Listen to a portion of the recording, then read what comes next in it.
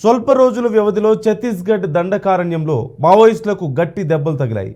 బీజాపూర్ జిల్లాలో ఉదయం భారీ ఎన్కౌంటర్ జరిగింది. ఈ ఎన్కౌంటర్లో 6 మావోయిస్టులు మృతి చెందారు. మృతి చెందిన వాళ్ళలో ఒక మహిళా మావోయిస్టు ఉన్నట్లుగా అధికారులు ప్రకటించారు.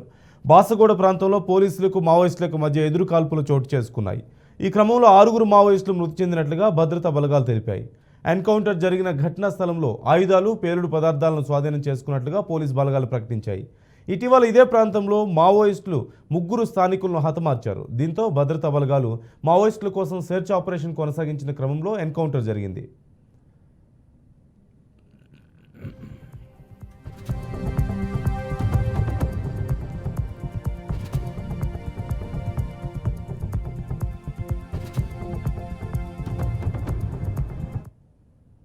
चिकुरपुट्टी इलाका में माओवादियों का उपस्थिति की सूचना पर हमारा DRG team CRPF M cobra का संयुक्त पार्टी ऑपरेशन के लिए रवाना हुआ। सुबह लगभग 8 बजे के आसपास एक्सचेंज ऑफ फायर हुआ। उसके पश्चात सर्चिंग के दौरान 6 माओवादियों को डेड बॉडी मिला। इनमें से 2 महिला हैं और 4 पुरुष हैं और काफी बड़ी मात्रा में वेपन्स और एक्सप्लोसिव मटेरियल और माओवादियों का कम्युनिकेशन सिस्टम और उनकी डेली यूज आइटम्स पर अभी रिकवर हुआ है। अभी आसपास इलाके में लगातार सर्चिंग जारी है।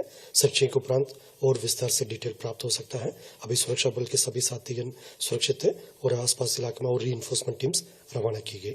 अभी डेड बॉडीज का शिनाख्त की कार्रवाई की जा रही है। संभवतः उसमें एरिया कमेटी और माओवादियों का पीएलजी प्लेटून नंबर 10 का कुछ कैडेट्स होने का संभावना है, लेकिन फाइनल कंफर्मेशन तब बॉडी का आइडेंटिफिकेशन पूरा कंप्लीट हो जाएगा, उसके बाद ही फिर बताना संभव होगा।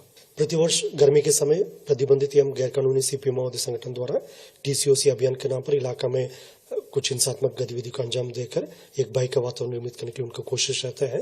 इसे देखते हुए हमारा भी एक काउंटर एक्शन प्लान के तहत DRG, STF, Bastar fighters, CRPF, cobra और अन्य जितना भी केंद्रीय अर्धसैनिक बल हमारे पास उपलब्ध है, उन्हीं के लेकर हम लगातार इलाके में एरिया डोमिनेशन और अन्य प्रकार का ऑपरेशन संचालित करते हैं। विगत 3-4 वर्षों में देखा जाए तो टीसीओसी के दौरान माओवादी द्वारा कोई बड़ी घटना का अंजाम नहीं दे पाया है। उसी हिसाब से आने वाले समय में भी हमारा पूरा सावधानी रहेगा। साथ साथ एक काउंटर ऑफेंसिव ऑपरेशन प्लान के तहत हमारा भी कोशिश रहेगा माओवादियों का जो खिलाफ एक प्रभावी रूप से कार्रवाई करे, ताकि क्षेत्र में शांति बना रहे और किसी प्रकार के हिंसात्मक गतिविधि। మరోవైపు ఛత్తీస్గఢ్ అడవుల్లో ఇటీవల వరుసగా ఎదురు కాల్పుల ఘటనలు చోటు చేసుకున్నాయి. బీజాపూర్ జిల్లాలోని పీడియు అటవీ ప్రాంతంలో జరిగిన కాల్పుల్లో 3 నక్సలైట్లు, అంతకుముందు చోటే తుంగాలి అటవీ ప్రాంతంలో జరిగిన ఎన్కౌంటర్లో 4 మావోయిస్టులు మృతి చెందారు.